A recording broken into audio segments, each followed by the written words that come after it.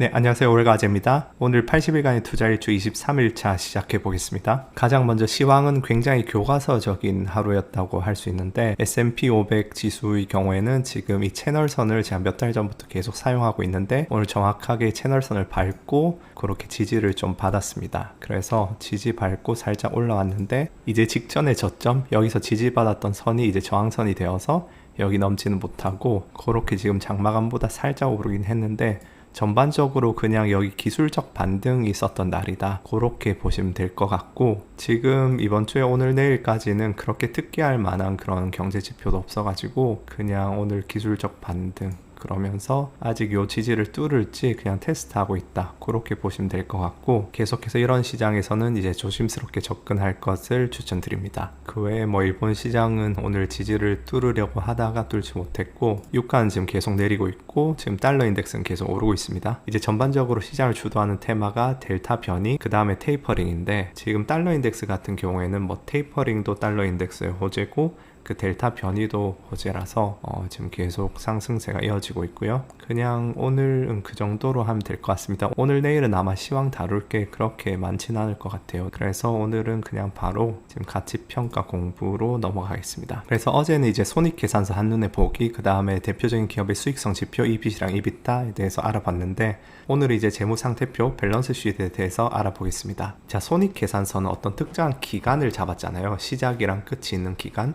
근데 재무상태표는 어떤 특정한 시점에 그런 재무 상태를 나타내주는 재무제표예요. 그래서 이렇게 보시면은 좌변에는 자산, 우변에는 부채와 자본이 이렇게 있습니다. 그러니까 이렇게 회사 자산들이 있으면은 이제 특정 시점에 이런 자산을 어떻게 조달했는지 그걸 보여주거든요. 이제 주주들의 투자로 조달하거나 아니면은 돈을 빌려서 조달을 했겠죠. 그래서 이렇게 합치면 자산이 됩니다. 그리고 이제 재무상태표에 회사의 자원들은 취득 가격으로 기록돼요. 시장 가격이 아니고 히스토리컬 코스트로. 그래서 이걸 보수성의 원칙이라고 하는데, 예전 가격으로 기록되어 있습니다. 이 재무상태표에서 중요한 부분은 자산은 항상 부채랑 자기 자본을 합한 거랑 같아야 된다. 그래서 이런 것들 기입을 할 때 항상 복식부기 원칙을 지켜서 차변 대변이 있어요. 예를 들어서 자산이 뭐 10억 정도 올라가면은 부채나 자본 중에 뭔가는 10억이 오르든지 아니면 자산에서 다른 항목이 10억이 내리든지를 해야 됩니다.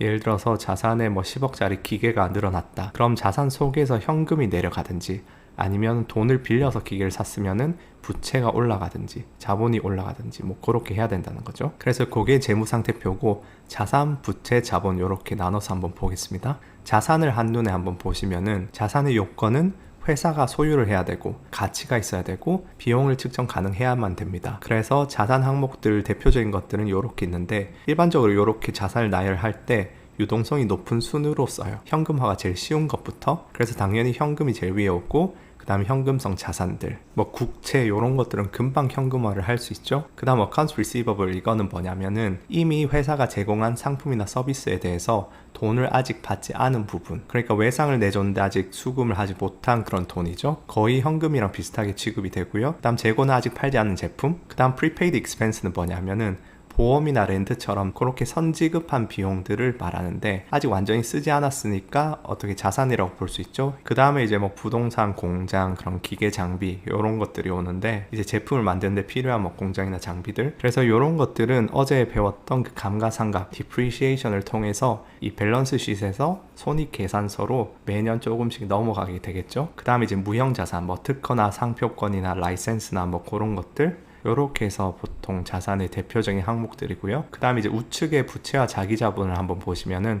먼저 부채는 accounts payable, 요거는 이제 미지불 대금, 그 다음 accrued expense는 미지불 비용. 뭐 한글 용어도 제가 그냥 찾아서 적었는데, 요 두 가지가 뭐가 차이가 나느냐, 둘 다 이제 회사가 아직 지불을 하지 않은 그런 비용인데, 그러니까 빚이죠. accounts payable은 일반적으로 뭐 제품이나 서비스를 내서 청구서를 받아가지고 아직 돈을 안 냈을 경우에, 그 다음 accrued expense는 일반적으로 뭐 전기세나 월급처럼 청구서가 있고 그런 건 아닌데 지금 누적 중인 미지불 비용, 예를 들어서 월급 같은 것을 직원들한테 매달 말해준다면은 15일 정도 됐을 때는 사실상 그 미지불 비용이 있는 거죠. 그 다음에 이제 단기 부채와 장기 부채가 있습니다. 일반적으로 12개월을 기준으로 장단기로 나누고요. 그 외에도 뭐 리스도 있고 뭐 deferred revenue 이런 것도 있고 한데 요 네 가지가 아마 가장 중요한 항목들이 아닐까 싶고요. 그 다음에 이제 자기 자본은 이제 네 가지 정도 아시면 되는데 여기 우선주, 보통주, 사내 보유주, 그 다음 사내 유보이익. 요 우선주는 이제 미국에서는 뭐 특별한 배당이나 그런 권리들을 좀 가지고, 그 다음 보통주에 비해서 뭐 파산했을 때 조금 더 우선해서 권리를 가지고 뭐 그런 것들이 있고요. 그 다음에 이제 보통주, 일반적인 주식이 있고, 그 다음 트레저리 스탁은 이제 주식을 발행해 놓고 회사 다시 사들인 부분을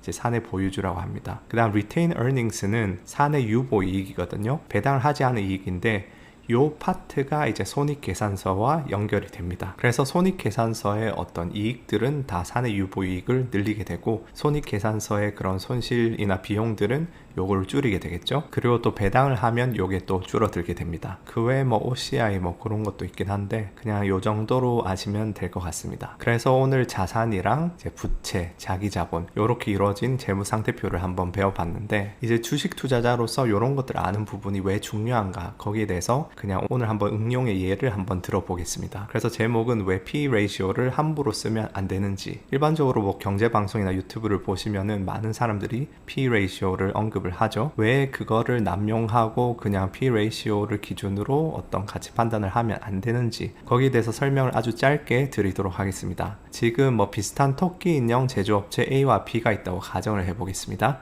왼쪽이 A이고 오른쪽이 B예요. 근데 두 업체는 부채 외에 거의 모든 면에서는 동일하다고 가정해요. 대신에 A는 부채가 없이 자기 자본으로 장사를 하고 B는 자기 자본은 20억만 되고 80억을 빌렸어요. 그래서 뭐 동일한 매출, 동일한 원가, 연구비, 판매비, 그다음 동일한 감가상각, 그런 것들 다 동일하게 가지고 이 빚도 동일하게 10억 정도를 매년 법니다. 요거는 I가 인트레스트, T가 텍스니까 이자와 세금 차감 전의 이익이죠. 잠시 어제 손익계산서를 한번 생각해 보시면은 매출액에서 매출 원가 빼면은 매출 총이익 내고, 그 다음 판매비, 관리비 빼면은 이비다가 나오고, 여기서 감가상각 빼고 하면은 이빗이 나오죠. 그래서 여기까지는 두 토끼 인형 회사가 동일하다고 가정을 하는 겁니다.